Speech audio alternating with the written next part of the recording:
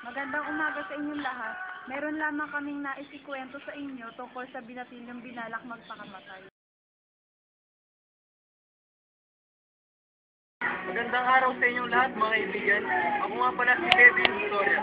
At ngayong hapon, may niyayaan tayong isang kaibigan na maglalahad ng kanyang karanasan sa kanyang di natuloy ng pagpapakamatay. Itago natin siya sa pangalang Oging Bagong.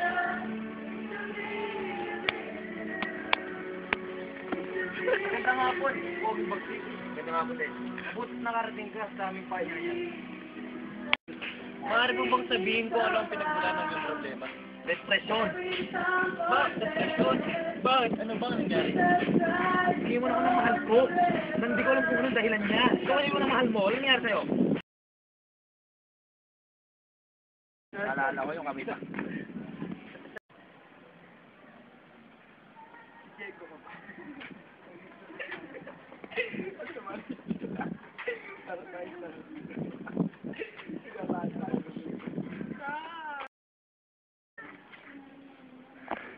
Tapos biglang mga kalaban natin mga tagis talaga laipat ni kaanak po different mo yun asan? Siyempre bulag ka ba? Sige ano yung sabihin nito? Sino yan? Siya nga pala yung tatay ko.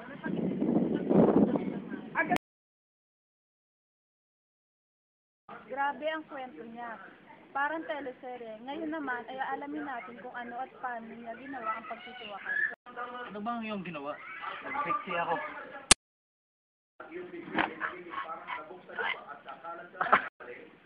Ito ang nangyari sa'yo.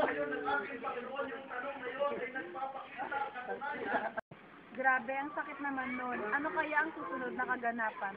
Paano ka na ba ang nangyari? Simple lang.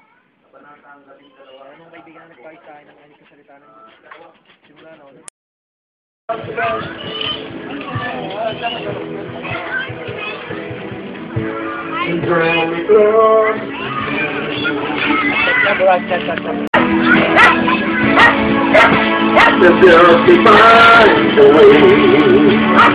Maraming salamat sa pagtanggap sa aming paanyaya, Poging Bagsi. Naway makarecover ka sa nangyari. Salamat po.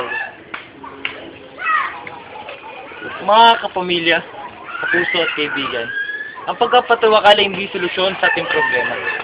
Muli, ako nga pala si Melvin de Victoria na nagsasabi na pag may problema, hindi dapat ito kasan kundi harapin. Subaybayan natin ang kwento ni Poging Bagsi. Maraming salamat sa inyong pakikinig. Ako nga pala si Apira May Bautista, ang inyong lingkod.